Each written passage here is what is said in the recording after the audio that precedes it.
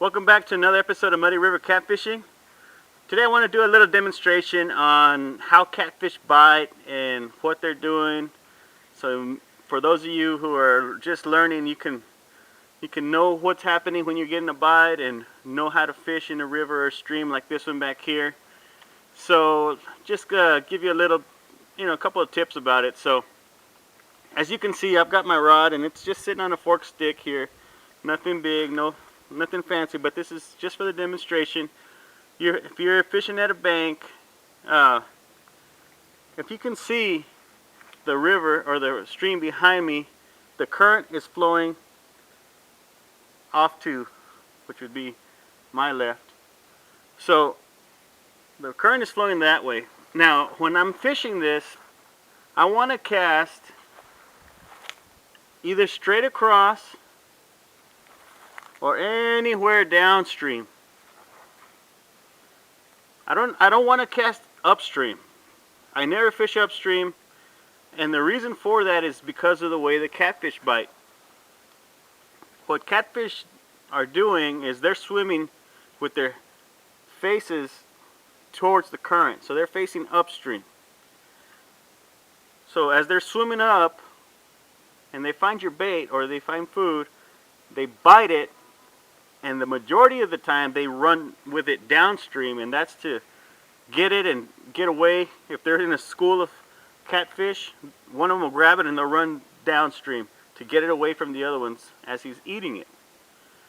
So if you're fishing upstream, instead of seeing a bite like you normally would, you don't see that bite. The fish grabs it and he's pulling the bait to you, so your line goes slack.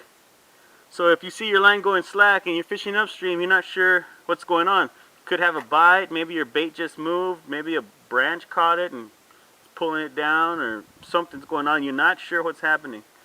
But when you're fishing downstream, you can always tell what's happening with your bait. So all that being said, let's look at how catfish bite. So let's check that out. Alright, so here we're looking at the tip of my rod, and it's just sitting in the water, and then along comes a fish and he bites. So then you see this number going on, right? Okay, that right there is probably a little fish just nibbling at your bait. Just doing that. He's not really taking it. Just kind of tasting it. He'll stop. He'll bite it again. Usually that's just a small fish biting and tasting your bait. Maybe he can't fit it in his mouth, or maybe he's just curious about it and he's just kind of bumping it to get a better taste of it.